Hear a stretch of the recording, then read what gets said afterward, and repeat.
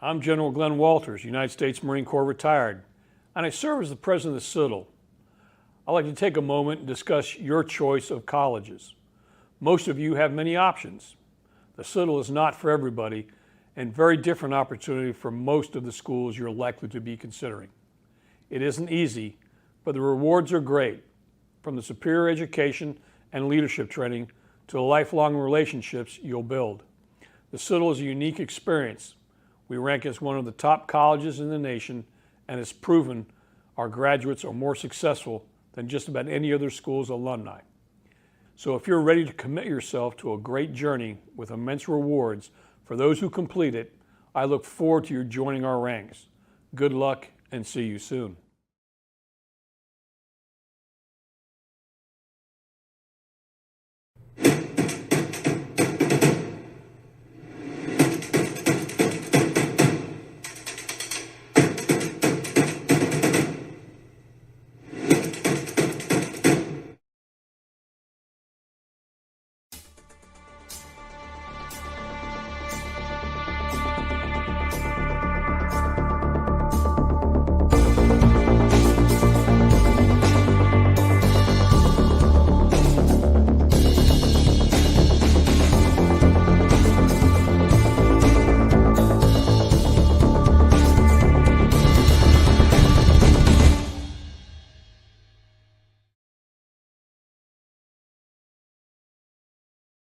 Our mighty Citadel.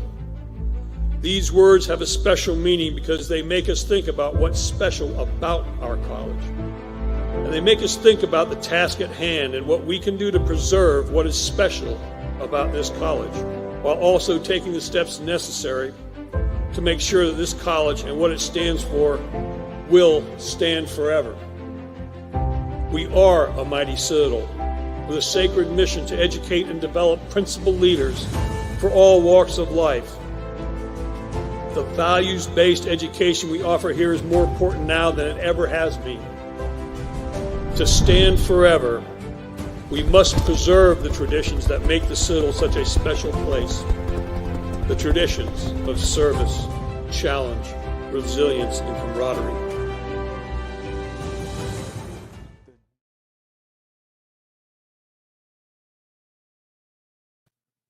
Good evening, ladies and gentlemen, and welcome to the Citadel's Army ROTC Scholarship Webinar. My name is Seamus Gillen, and I'm a member of the Citadel's class of 1996, and I serve as the Associate Director of Admissions. I would like to introduce my counterpart, Josh Simon, class of 2008, who will be assisting on the technical side of tonight's event. During the next 30 minutes, our mission is to provide Citadel candidates important information relevant toward pursuing Army ROTC scholarships, discerning commissioned officer opportunities, and lastly, hearing the experiences and professional advice from our panelists, including a current Army senior. After the 30-minute formal program, we will host an open questions and answer segment that all three of our guests will participate in. That will conclude at 7 p.m. All of our viewers tonight are encouraged to write your questions in the comments section so that our panelists can field them during that Q&A. On a tactical note, I would encourage all of our viewers to have their phones nearby so that you can take quick photos of contact informational slides that we'll be posting throughout the presentation. If you're using your phone, obviously, to participate, then I would encourage you to grab a pencil and piece of paper so that we can capture some of this as well. And lastly, as promised, at the end of tonight's event, we'll be putting up a QR code for our viewers to scan. It will take you to a simple form that will ensure accurate delivery of your Citadel pennant. We've custom designed these pennants for these webinar series, and this is waiting for you at the conclusion. All you'll need to do is complete that form. Now, let's go. First guest of the evening is Lieutenant Colonel Tim Therese, Citadel class of 1997. Colonel Therese serves as the recruiting operations officer here at the Citadel. He hails from Plano, Texas, just outside Dallas. He was branched infantry. His assignments include the 82nd Airborne Division at Fort Bragg, the 3rd Infantry Division at Fort Stewart, 3rd Brigade, 2nd Infantry Division Stryker, Fort Lewis, Washington, Mission Command Training Program at Fort Leavenworth, Kansas, and now he serves as the recruiting operations officer here at the Citadel, back at his alma mater. Lieutenant Colonel Therese's combat deployments include tours in Kuwait in 2003 and Baghdad in 2005 in support of Operation Iraqi Freedom. He was also deployed to the Kandahar province, Afghanistan, in support of Operation Enduring Freedom in 2012. Thank you for joining us tonight, Colonel. We appreciate it. All right, thank you for that introduction. Hopefully you can hear me okay. We can hear you. Outstanding. Can you tell us what it is the recruiting operations officer is tasked with? Sure thing.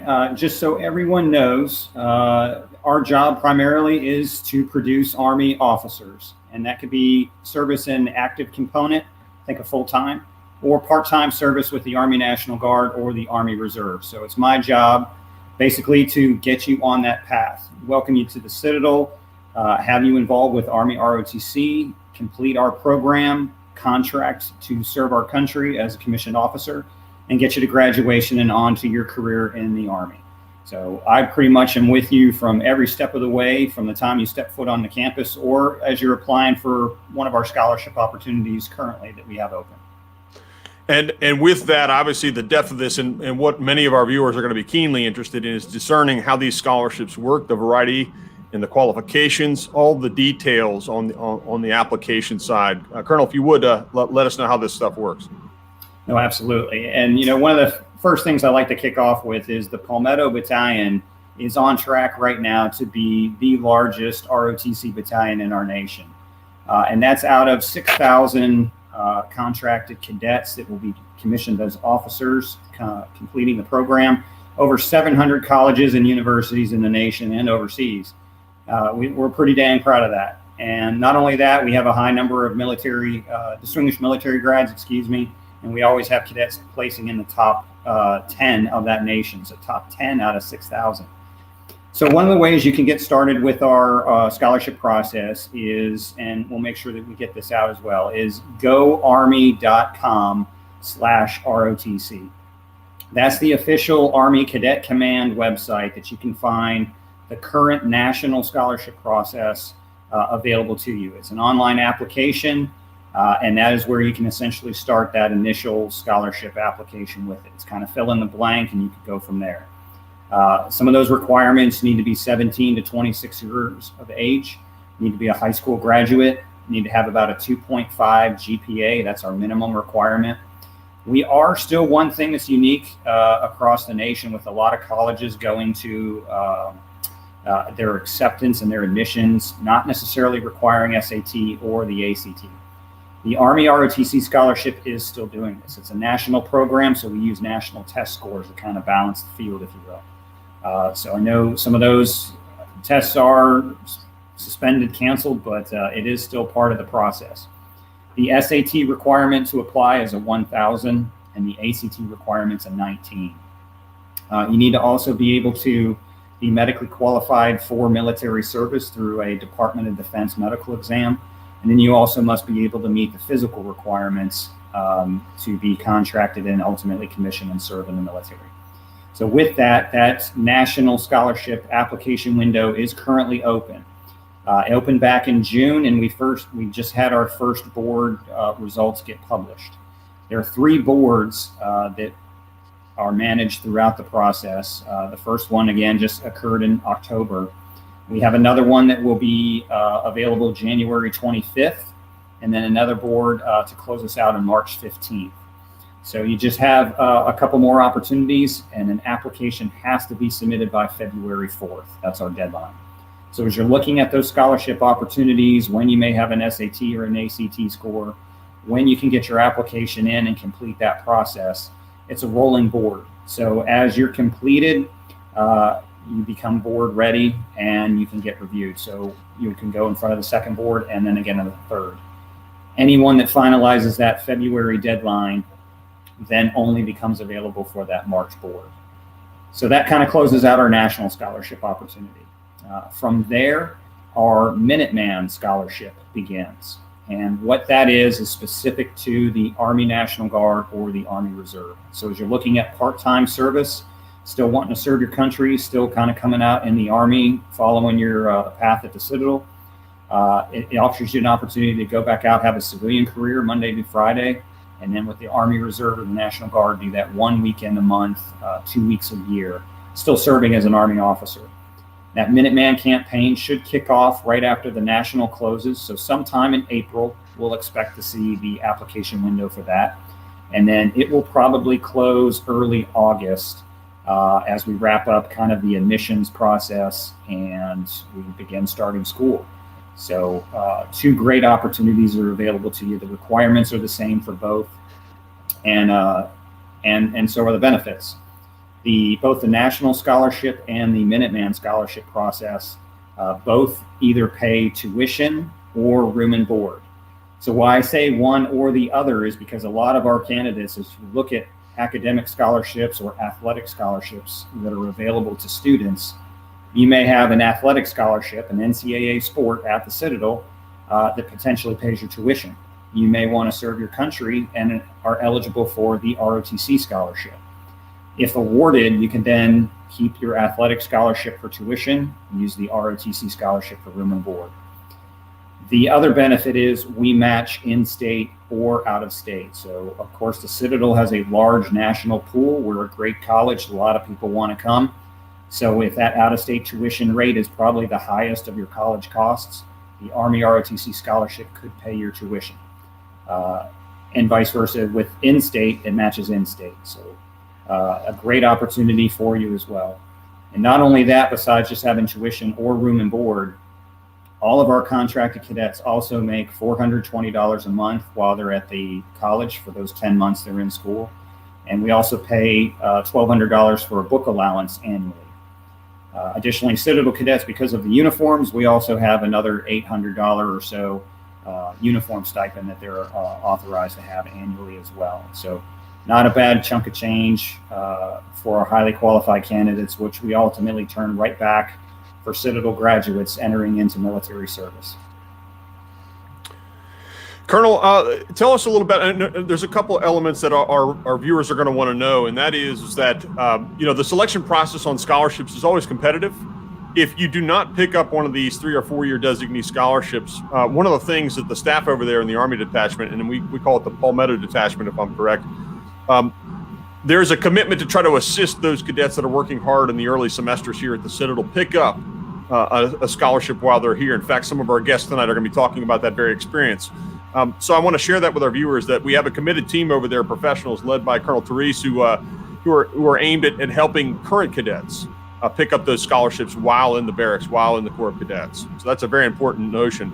And sir, I believe there's also an additional supplement that we have on offer, which is really important for our folks out there to know from a number standpoint, that we have what we're calling these Armed Forces ROTC scholarship. And these are essentially scholarships that are supplemented by our Citadel Foundation and the Citadel Alumni Association. The Alumni Association is kicking in $250,000 a year directly to supplement the financial needs of these ROTC scholarship recipients. So if you come to the Citadel with a 3 or 4 year ROTC scholarship, you're automatically going to pick up $3,500 a year for all 4 years you're here via these Armed Forces scholarships that we have, which are outstanding. It's just a testament to the commitment that the alumni have to supporting the cadet experience. The very top iterations of these, the top students in that ROTC pool will pick up $7,500. So that's a nice little addition to what we've got on this front to supplement the financial piece that is so critical for our out-of-state students, particularly to attend the Citadel. Sir, was there any other points there? No, you hit it right on the money. And when we have a mission every year of 115 officers to produce back to the Army, and we're budgeted roughly to about 80% of that. So anytime that we fall under or when there's a surplus of funds available, we do have that opportunity to offer campus-based scholarships, as you mentioned. I was a recipient of one. I know one of our other panel members was as well. So it's another great opportunity. As you mentioned there, with the Armed Forces Supplemental Scholarship available too. We also have the Army National Guard here in South Carolina. If that's a path that you are interested in, you can also be a simultaneous membership program, SMP. And what that is you're here serving enlisted in either the National Guard or the Reserve while on campus. You're able to earn some additional money monthly for your drill and your training and your experience. And with the National Guard specifically here in South Carolina, it doesn't matter what state you're from. If you're a member of the National Guard while you're in school in South Carolina, they also have another $4,500 a year available to them as the College Assistant Program, CAP, and just for the National Guard while you're at school. So you still even have the opportunity to go active duty after that if you would like. And then, of course, we have our non-scholarship routes as well, where anyone that could potentially just want to serve, come to the Citadel. Beginning sophomore year, you're eligible to sign the paperwork and contract with us. You'll again begin that monthly stipend, the book allowance, the uniform allowance, and then still have that job when you graduate as a commissioned officer. The difference is scholarship versus non-scholarship. So we're all about producing the future leaders of our military and our Army. The scholarship route is obviously great when you have a financial need, but obviously if that desire is there to serve our country, we have lots of different opportunities that we pretty much work with every cadet individually to get them to the path or the career that they want to do. What is their goal?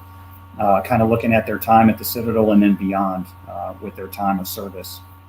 And I would like to throw that in there as well. We do have an 8-year service requirement for active duty. That's usually 4 years on active duty, and then they go into either the inactive ready reserve, which is kind of like an on-call, or you still have the opportunity to serve in the National Guard or Reserve and finish out your time.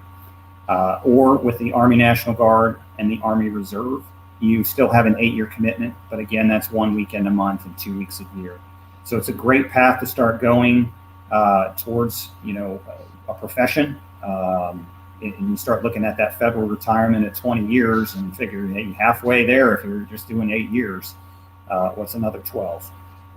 That was my path. That's what I decided to do. I knew I was going to be a career military and definitely enjoying retirement.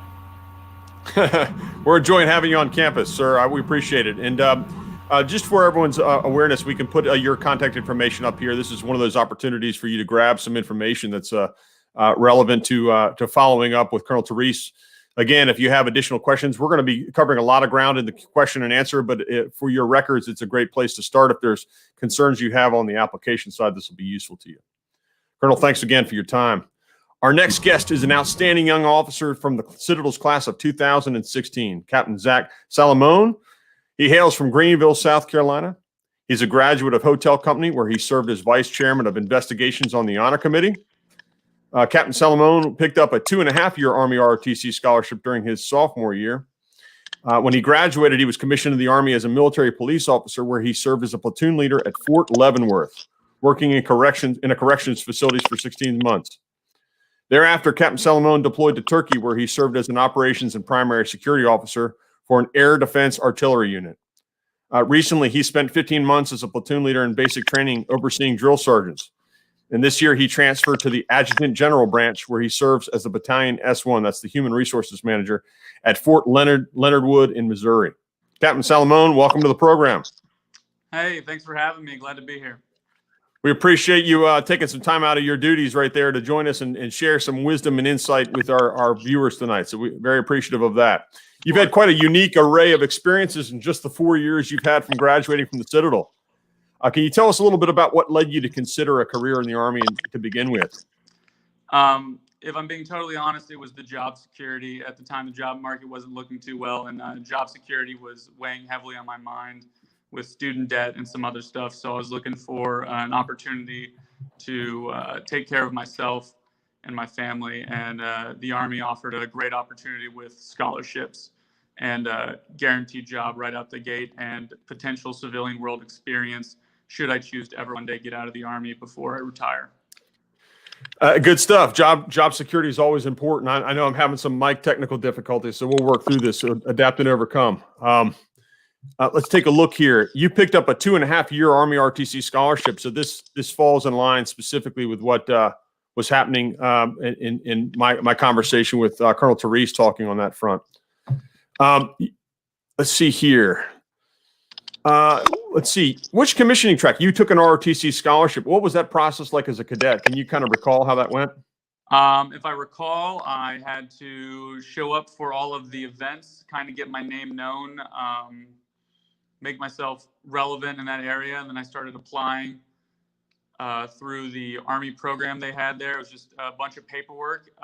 Once they knew who I was and they knew I was committed to joining, they looked at my grades. They took all of my anything I had to apply with, and they evaluated me on a board. And then at the end of sophomore year, they released the board results, and my name was on it. I know that they have different waiver processes as well, so that's something to look into if you think you may not be eligible. I had to get a waiver personally for eczema, which eventually got approved, which was one of the big holdups for me. So there are medical waivers. Understood. That's interesting information because I think there's a lot of case-by-case medical situations Mhm. that have to be evaluated. You've had a variety of different roles. Tell us about the transition from military police to what you're currently doing. I wouldn't say there's specifically for military police. I wouldn't say it's very applicable in the transfer process. Generally, though, being an officer, the way it works is you've got different identifiers: Alpha, Bravo, Charlie, Delta, whatever it is. Officers are identified as an alpha identifier, so you can work in any range of that field that you're in. So specifically, military police was a 31 series.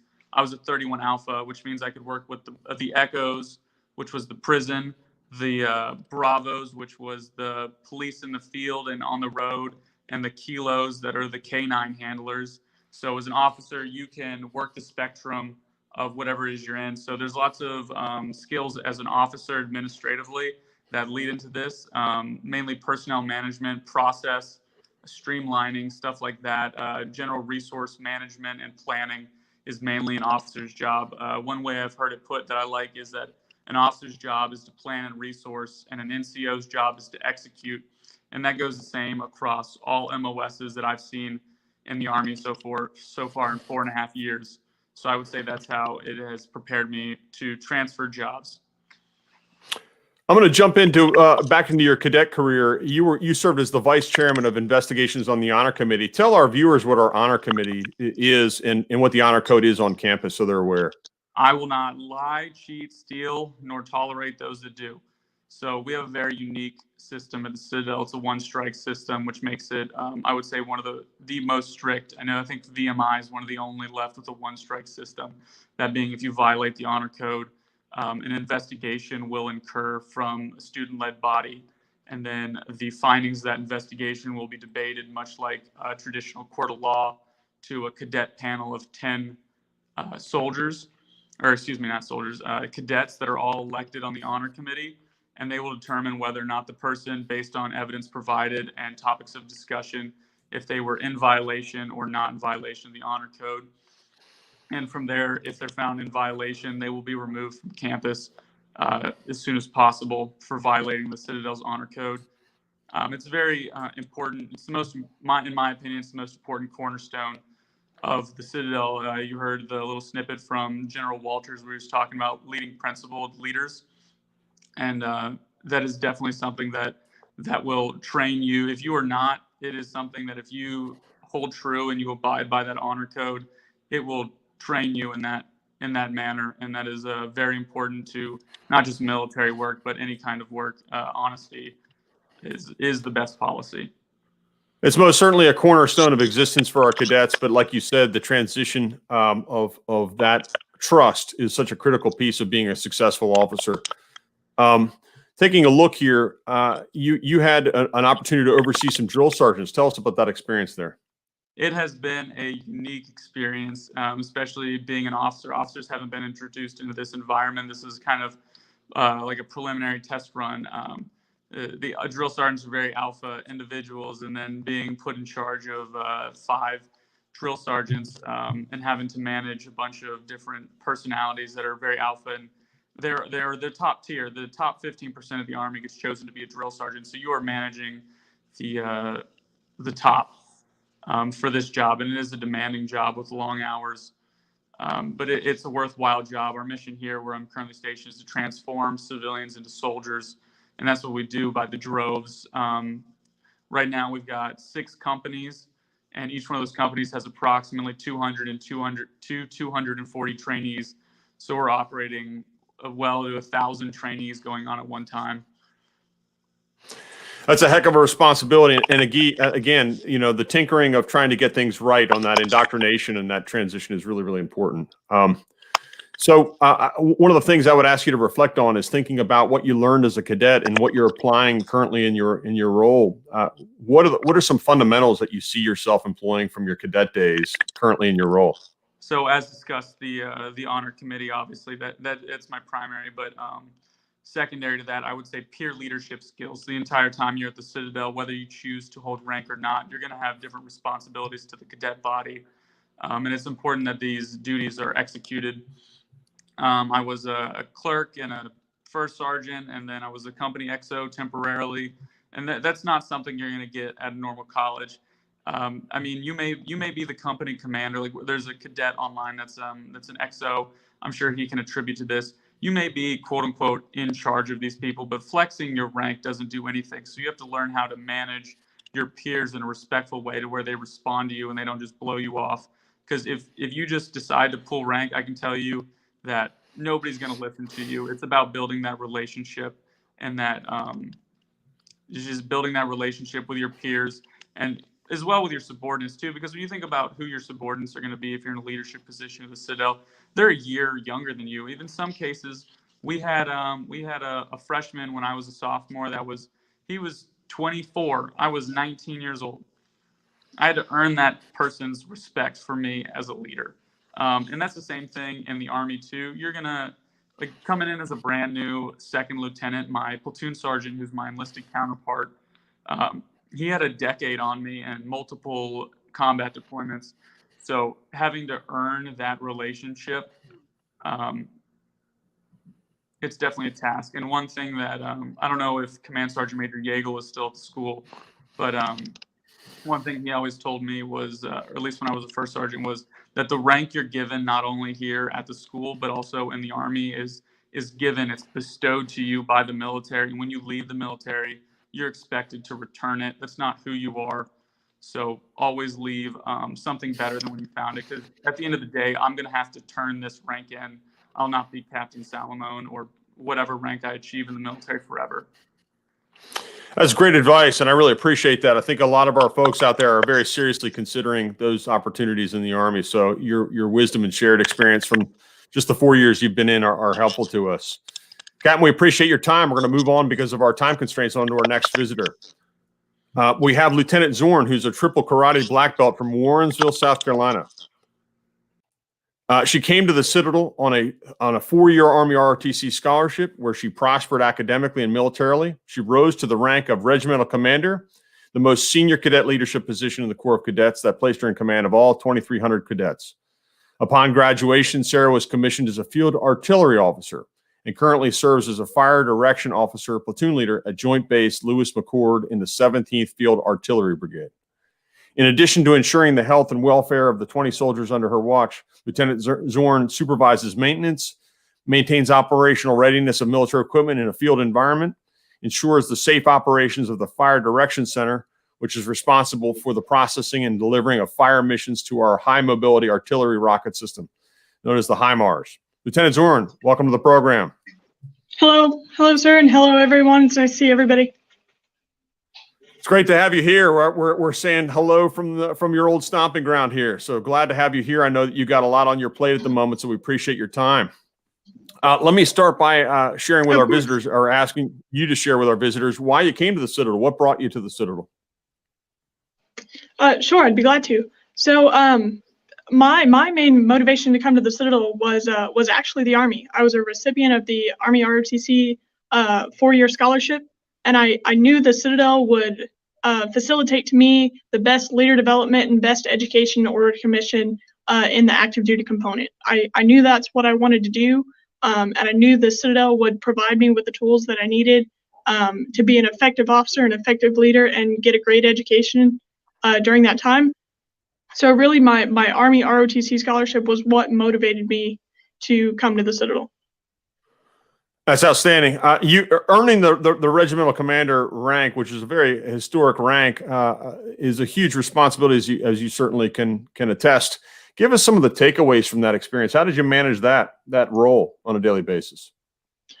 So being the regimental commander was a huge responsibility, and I was very thankful to learn a lot from that experience. I learned a lot from being the regimental commander to being at the Citadel about peer leadership, how to work with my peers, as Captain Salamone mentioned as well, living by an honor code, and making tough decisions when it's necessary.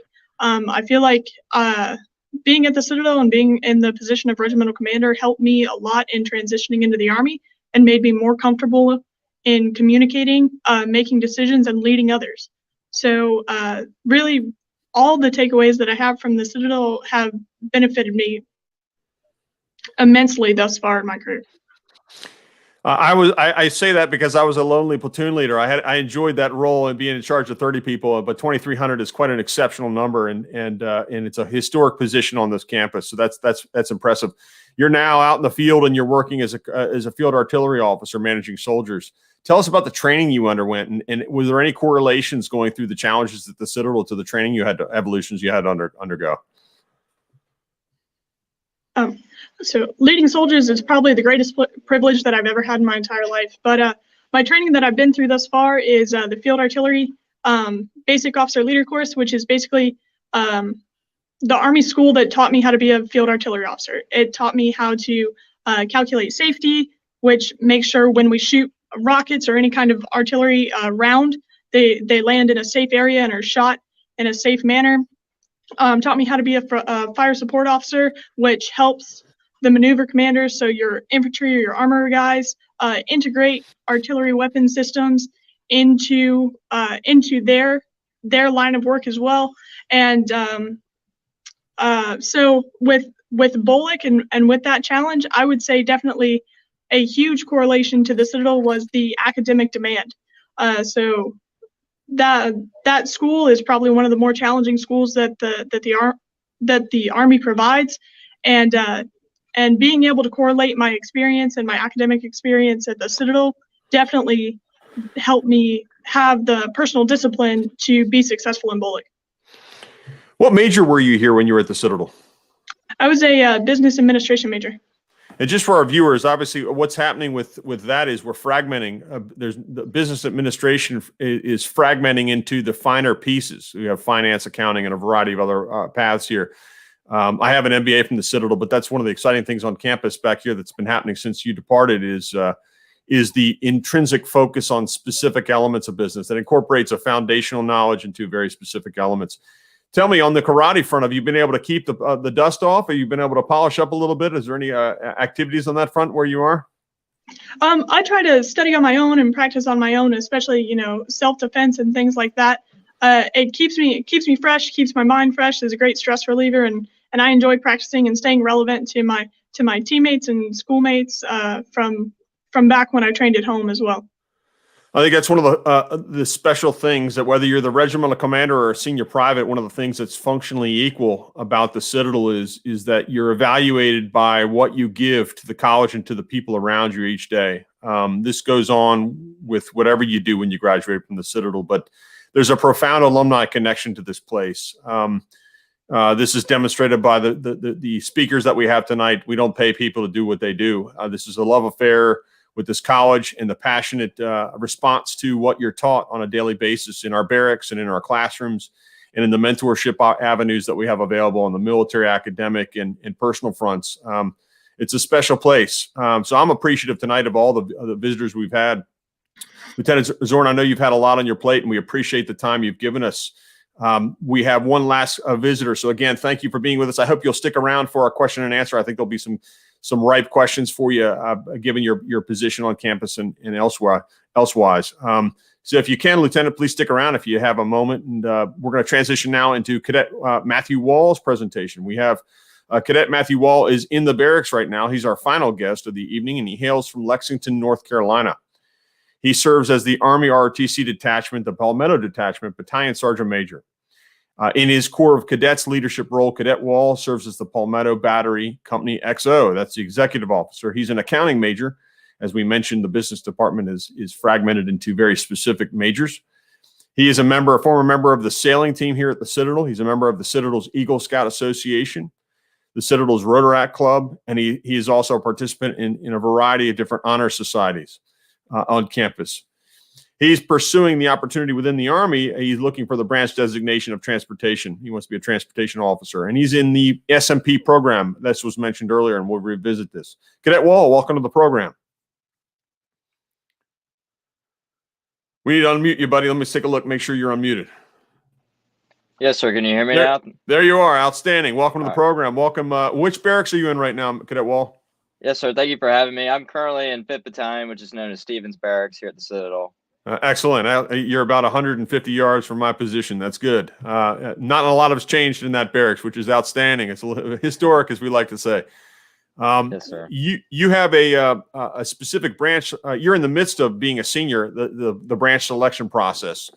How did you arrive at your top choice? And tell us about what this selection process is so our viewers understand what it means to be a senior cadet who has an Army ROTC or has a commissioning opportunity waiting for them.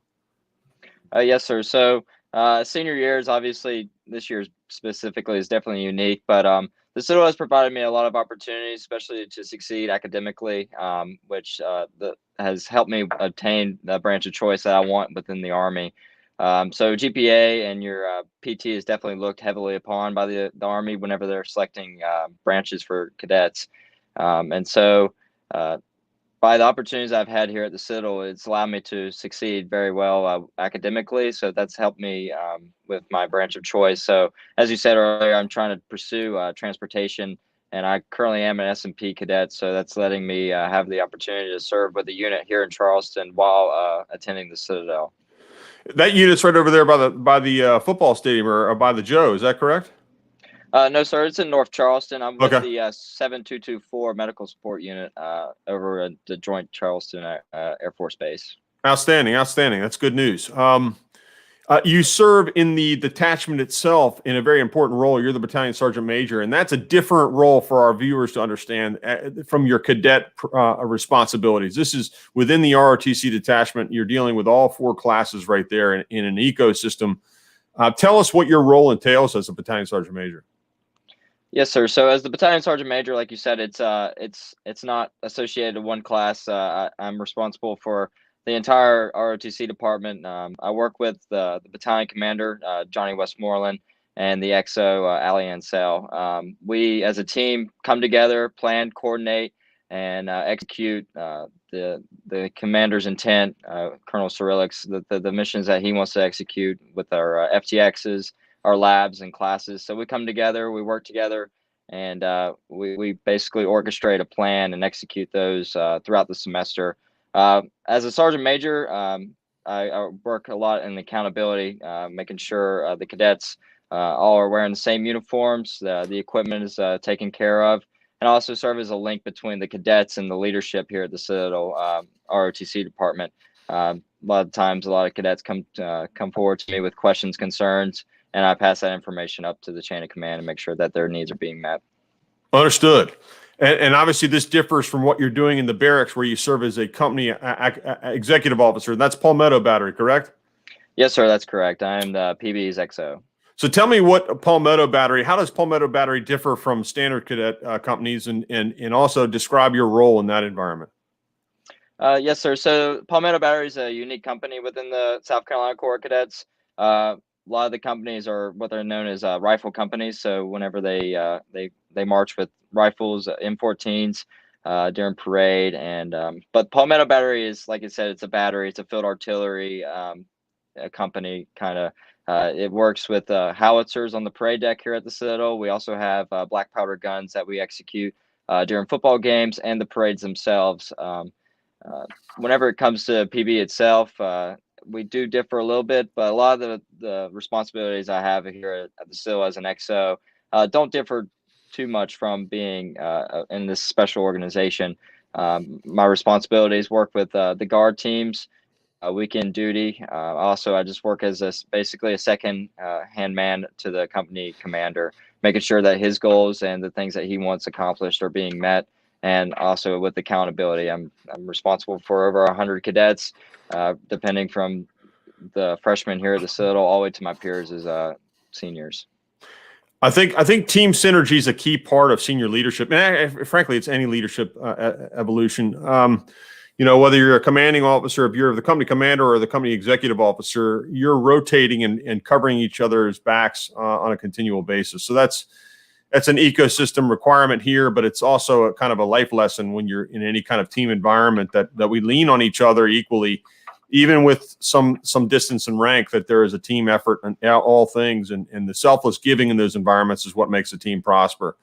That's a key part of being an executive officer. I had great XOs while I was a cadet here at the Citadel, and I think it's one of those and again, there's a humbleness to being willing to serve wherever you're needed. And I think executive officers often are taking that role very, very directly on. You're an SMP cadet, which we mentioned earlier. So you're acquiring not only time of service, but you're also acquiring monies and support throughout your cadet career that's put you on this commissioning path. What brought you to transportation? What are the interests there? So actually, just in October, I received a job offer in Portland, Maine. Like I'm an accounting major here at the Citadel, so I was actually offered a audit staff position with a firm in Portland. And so being an SMP cadet and Army Reserve contract, it gave me the opportunity to kind of see all the different units across the country. Like National Guard, you're associated with one state. So being a reserve cadet, you can look across the entire country. And so once I received that job offer, I looked in the state of Maine, and I saw that there was a different bunch of opportunities that were offered there.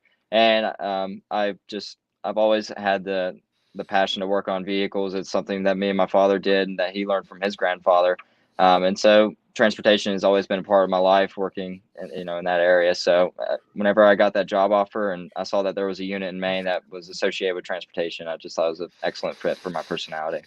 Outstanding. Portland's a cool town. They have some great breweries up there. You'll have an opportunity to sample some of that while you're up there, but it's a great town. Congratulations on the job offer as well. That's outstanding. One of the things that our viewers need to know is that this is a tough place to be a cadet. It's not an easy lifestyle here at the Citadel, but there's a real committed approach to finding employment for our people, and that is that it's a 4-year development process to professionally get you in a position to be competitive for roles that you're pursuing. So it's exciting to hear that land for you. Our employment placement numbers are off the charts, and we'll have our viewers will probably have opportunity in the spring to hear from Paige Tisdale, who runs career services here. And there's a real profound process that includes alumni. It includes all the professional connections and the networking opportunities. And fundamentally, it's the value that our cadets bring to bear with the leadership experiences you have. We've kind of walked through some of the leadership experiences you've had in the variety of capacities, both in the detachment and also in the barracks. When employers see this practical experience governing people and making hard decisions, and that includes peer governance, I think it's a really telling sign and hallmark of what our college is about, which is fundamentally, we're going to challenge you to govern people in dynamic and challenging places. So that's been manifesting itself over and over and over again tonight. So with that, I think it's probably an appropriate time to talk a little bit about that success. What is it? What are the fundamental ingredients that make success happen at the Citadel and make career Army officers successful? General Walters had a great way to summarize that, and he simply brought that warrior ethos into the simple mantra that it takes grit.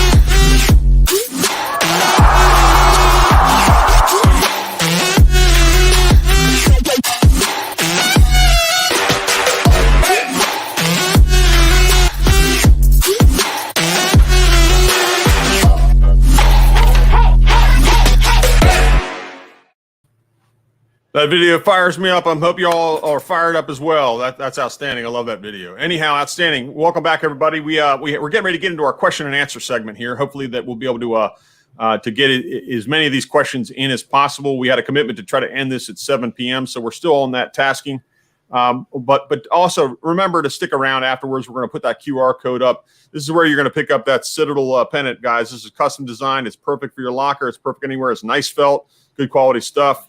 You're the only people to have this. This is the cool thing, is we designed them exclusively for this webinar series. So stick around for that. Now, without any further ado, I'm going to hand this over to my colleague, Josh Simon, who's going to start our Q&A session. Folks, remember to start putting those questions in, and we'll get on top of these things.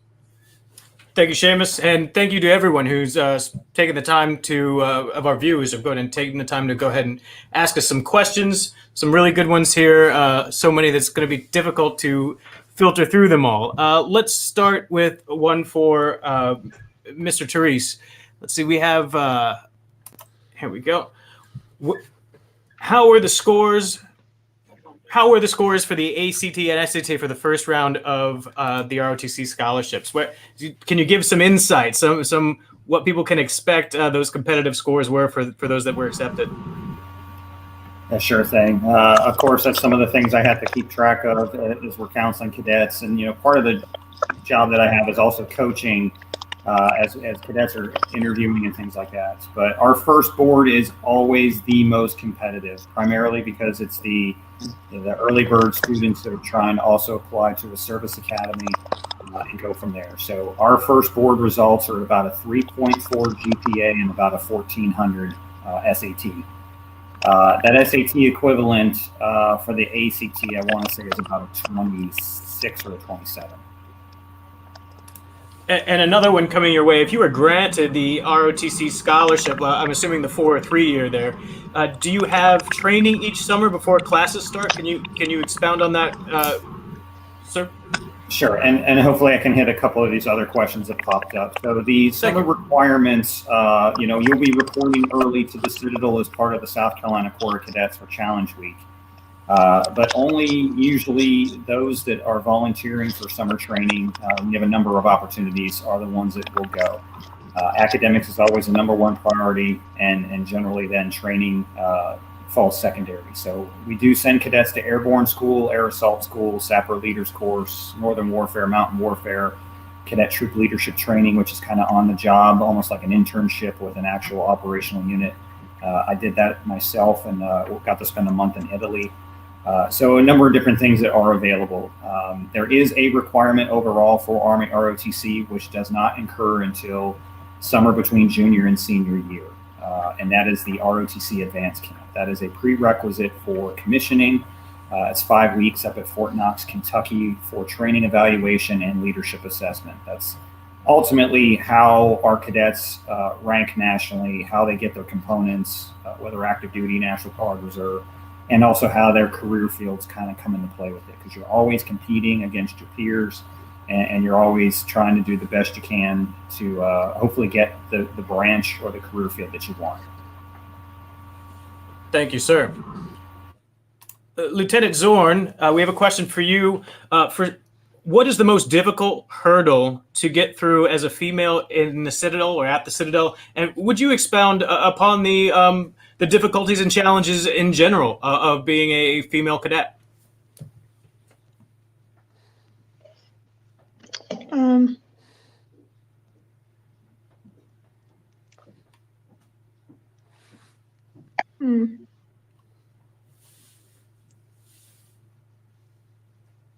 Be having some technical difficulties. I apologize. We can circle around on that. We can indeed. In the meantime, there's several questions here about COVID, and I'd like to take a second to address that. There's questions here about, for out-of-state cadets, if you are, if there's another spike for COVID, will they be sent home? There are some questions regarding how it's been handled in general. So I think I'm going to pass that some of these questions to Mr. Wall in just a moment, but I would like to say that in regards to sending cadets home, because of the environment where we work, the only reason any of us that are here on campus aren't in masks, this is part of the uniform now, along with very specific investment in technology, which allows our cadets to be in the classroom. That we've gone to A-B days where half of the class is actually socially distanced, but in the classroom with the professor, while the other half of the class on this A day, let's say, are at their desk watching live, participating live, asking questions, and submitting their information back and forth.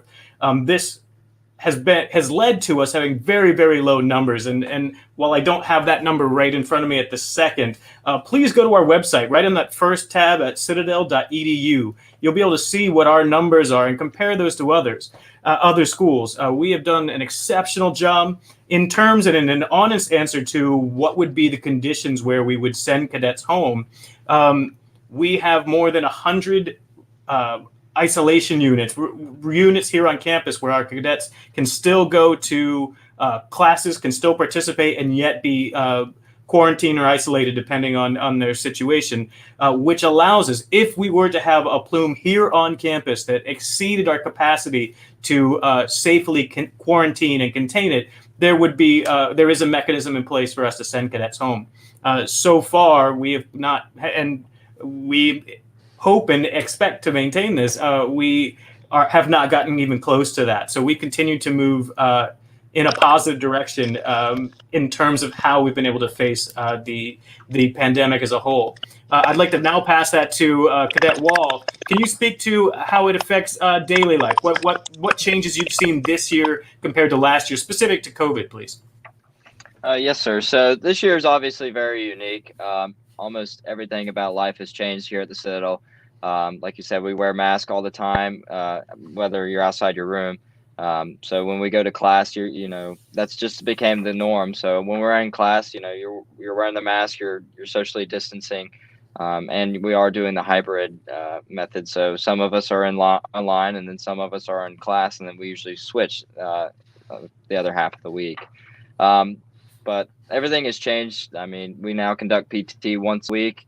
The way they feed us at the mess hall has changed. It's just looking out for everyone's safety. So whenever we're in an area that has to handle a lot of people, they make sure that they're taking care of us. That the people are there to enforce the mask protocol, and that whenever we're having lunch, that everyone is staying the safe distance apart.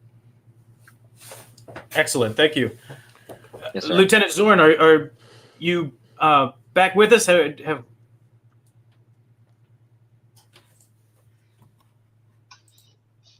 Hello? let's try again. Can everyone hear me? We got you. Yeah, we got you now. Fantastic. Welcome back. Again, just speaking to the challenges about gender here at the Citadel and about specifically being a woman as a part of the Corps of Cadets. Can you speak to that, please? Of course, yeah. So being a woman at the Citadel is just like being a guy at the Citadel, I guess you could say. A cadet is a cadet in every manner. So being a woman at the Citadel, you're faced with similar or the same challenges as you are as a male.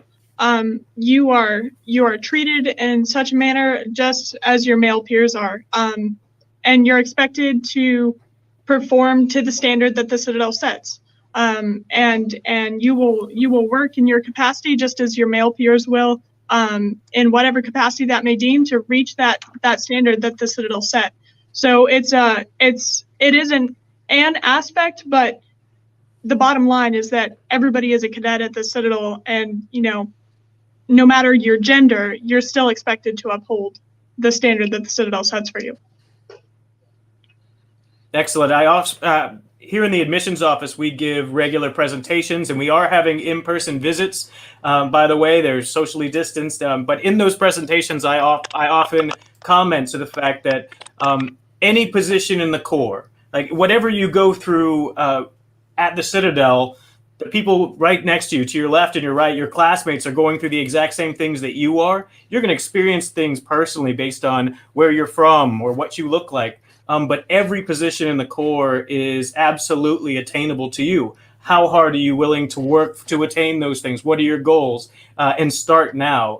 But every position has been filled by someone who looks or feels similarly to you at this point. So wonderful points there. I appreciate it. We have several questions here, Mr. Therese, in regards to if people who are already enlisted, what opportunities do they have if they've already gone through basic and AIT? Can you speak to any of those qualifications in terms of scholarships and placement in ROTC? Absolutely. And like I said, the best thing to do is to contact us, because we do work with everybody individually. I know a number of you probably have AP credits, transfer credits, things like that. You may have been coming from another university. You might be a sophomore transfer. The ROTC curriculum is designed to be an 8-semester program for 4 years, and that kind of catches everybody somewhere in the mix. We typically are able, as a senior military college, to contract beginning sophomore year. Most other schools don't do till junior year. So when you have things like you've already attended basic training, you have some additional things you're going to do, transfer credits, summer school, there's pretty much a path for everybody. there is a requirement to attend ROTC at the Citadel. What maintains the leadership pillar, it instills discipline. We have some history requirements that ROTC covers. All those things incorporate the overall program. And while you're at the Citadel, you're going to take ROTC both freshman and sophomore year as part of that leadership pillar. So even if you've been the basic training for ROTC as far as concerned, for the Army at least, you do get credit for freshman and sophomore year, but you're still required to take ROTC at the Citadel. So the best thing is, you can't do something once and call yourself an expert. So we encourage everybody to take any opportunity you can to continue your leadership training, to continue your training evaluation and proficiency through repetition. So, and a lot of that, even with academics, we have ways of getting everybody academically aligned. Again, finding that individual course to get you the commission. Thanks, sir. There's a question here regarding height and weight standards for acceptance at the Citadel. That is a great Google search. Just simply type in Citadel height and weight requirements. It'll be right there at the top of your whatever search engine you use.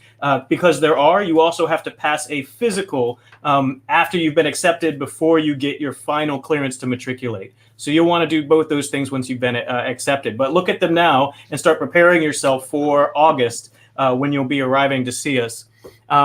We have a question here, Mr. Wall. Would you comment? How many days a week do cadets have to wear uniforms? Every single day, sir. Do you sleep in uniform? When are you not in uniform? During the summer, whenever we're on furlough, but other than that, yes, sir, we're in uniform. We wear a uniform from about 5:30 in the morning till about 11 o'clock at night. So. And off campus?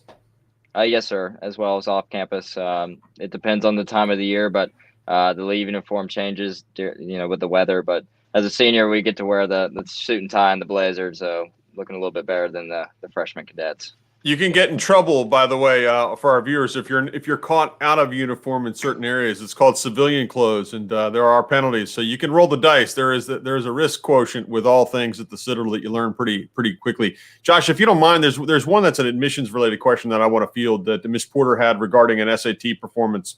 Please one do. of the things that we talk about here for chasing dollars, and I know that some people are in areas that have had limited ACT and SAT opportunities. I encourage you, if you have to make a day trip with the family safely to another state, a neighboring state, to take a test. These tests are important if you can take them. So if it's not just in your immediate county, if you have to travel a little bit, it's worthwhile. And the mission with testing, even though we're in a very wide open test optional environment in many college environments, is to do your best. And I don't know about you, but I like to have several swings of the bat to see how far I can hit the ball. And that does not change with SAT or ACT preparations. I think for you to be a real candidate for Colonel Therese and subsequently down the line, it's an important exercise to try to do your best. I know that our former regimental commander, Second Lieutenant Zorn, would talk about the excellence it takes to achieve high goals. This is something that, again, takes persistence, and it takes a real commitment to that end goal. So if you have the availability to take another test, if you've already taken one that you're somewhat satisfied, take another one to see if you can improve that score. I think it's a worthwhile amount of time spent and effort spent to do that. Sorry, Josh, I wanted to answer that question off. No, that's great, and it leads into several others. First, about super scoring. So the Citadel admissions does accept super scores and does super score both for the ACT and SAT. Colonel Therese, could you speak towards whether they super score for the ROTC scholarships? It's generally not, just because, just like with GPA, we want your unweighted scores. We want your standard SAT and ACT scores, just so that it levels the playing field. And one thing I'll add on to that as well is when you're looking at the scholarship applicants, we use scholar, athlete, leader, and the attributes that are assigned to that. Everything is points kind of driven. Lettered varsity sports, National Honor Society, Eagle Scouts, Girl Scouts, volunteer hours with church groups, football, baseball, cross country, you name it. All that stuff has associated points with it. So it's not just GPA and SAT when you start looking at everything overall. We had scholarship recipients last year at about 1,100 SAT.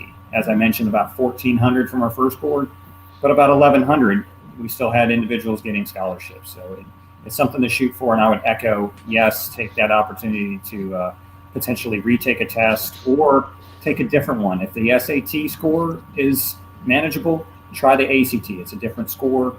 You may do better, and the scholarship always takes the higher of the scores. Captain Salomon, can you speak towards promotions and in general, how do you feel, not how you rank, because I know it's not necessarily that way, but how do you feel prepared? And you spoke to this in your thing, but how is it your promotion scale and how you've moved up? How have you felt that has been, how do the promotions work after you get out, I suppose is the question here.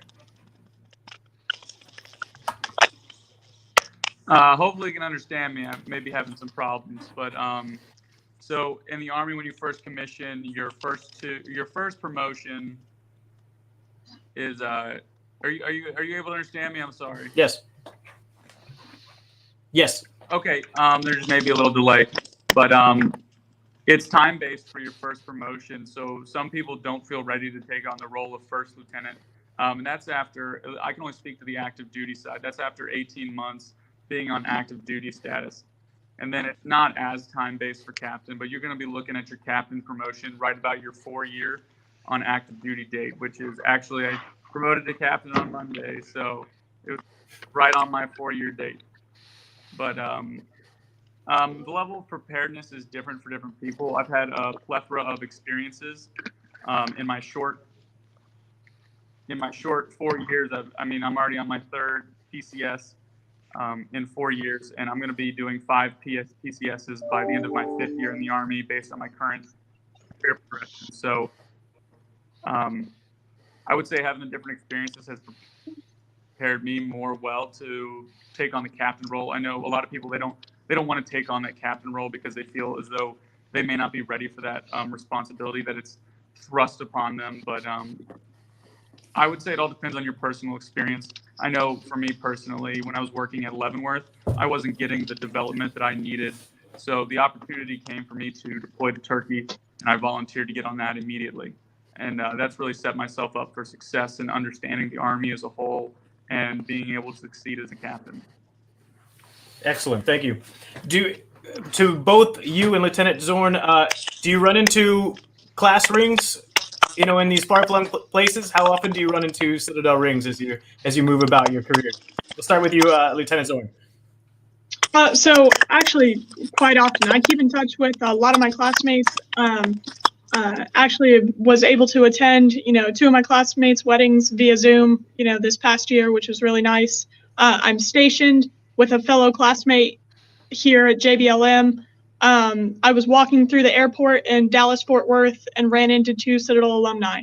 So, our alumni network is vast from coast to coast. I'm as far west as you can get. So you see Citadel everywhere, and it's a really reassuring feeling and almost a sense of being at home a little bit when you see that ring and you can say, "Hey, did you graduate from the Citadel?" Said, "Oh yeah, I graduated in whatever year." So it's a really cool experience to have and a great network to have and friends and family that you'll have for a lifetime. Captain Salomon, in Turkey, did you run into the Band of Gold anywhere? No, we were pretty well segregated, but I can attest that actually on Wednesday morning, I ran into a classmate of mine just out of the blue. We were doing a brigade level ruck march, and he looks over, he goes, "Zach," and I was like, "Oh shoot, what's up, man?"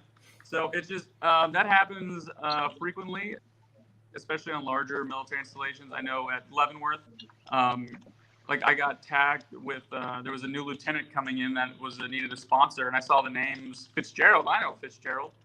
It turns out he was a year behind me in band company. And then also a testament to the alumni community. Whenever I was deciding which branch I wanted to go to instead of the military police, I just put out a Facebook post on a Citadel Army officers page asking about what branches, what people thought. And I had probably 15 to 20 alumni reach out to me from the rank of captain all the way up to full bird colonel. And I'm in touch with them currently, and they are providing me with mentorship and guidance while I pursue this new career field. Thank you. Thank you both. We have several questions here, and we're getting past the 7 o'clock hour. I want to express to all of our audience, in a moment, we're going to put up a QR code, and you'll be able to go to that, fill out the form, make sure we have your correct address, and we'll be mailing out your pennants. The last question of that form is very short. The last question is your questions and suggestions. So some of these comments here, questions in the comments that are asking for contact details or asking any question that we don't get to here in the next few moments, please go to that form, get your pennant, and ask those questions, because we absolutely will be distributing them out to our panel members here, and make sure that you get those answered via email here very shortly. You can also, Sorry, go ahead. Finish up. I'm going to pick up as soon as you complete that sentence there. Sure.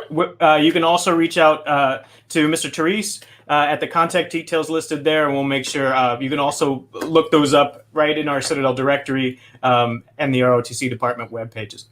A couple housekeeping notes, and I want to answer a couple quick questions before we shut this down. We're going to do a couple fundamental things. Is all the questions that are unanswered, we're going to try to organize and route them to appropriate panelists so we can get direct answers to you guys. So we appreciate that. There's a question quickly. There's a couple academic questions. As soon as we've received our academic acceptance, how soon should we begin pursuing all the other opportunities out there?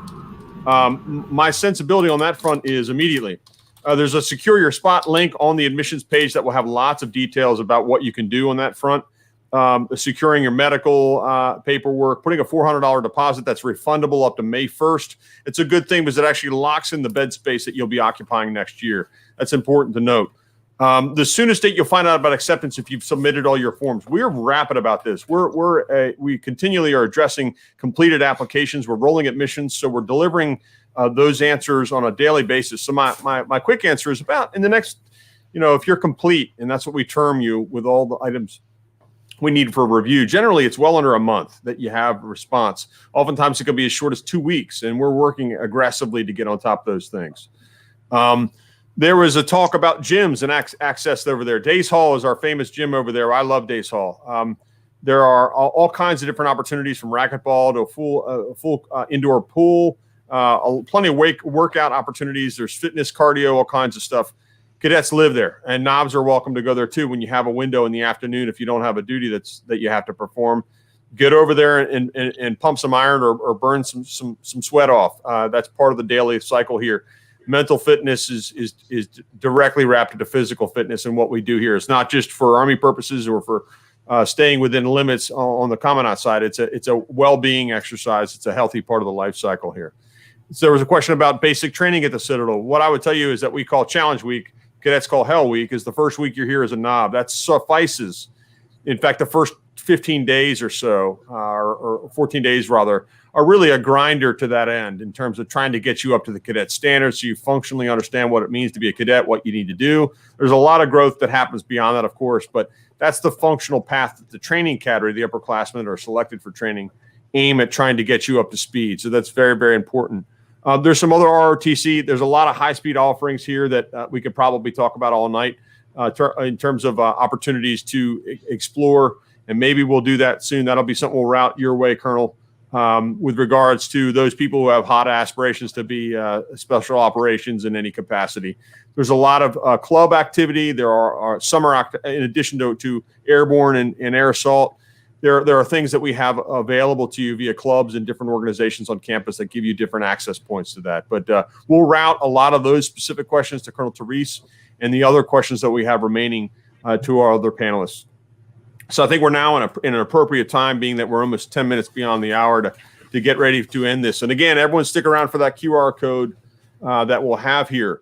But for all of our viewers tonight, I want you to understand that you're not that many months away from a position that we call Recognition Day. Recognition Day is the moment in which all of our freshmen are finally recognized. They go through a gauntlet of physical activity, and at the culmination of that, the regimental commander, and this would have been Cadet Zorn, Cadet Zorn would have delivered that sermon that that speaks to the ending, the conclusion of the fourth class system. It's a special day, but I want you to see this video and think about yourselves being a part of this, because this is that long tradition, part of the long gray line that's here at the Citadel.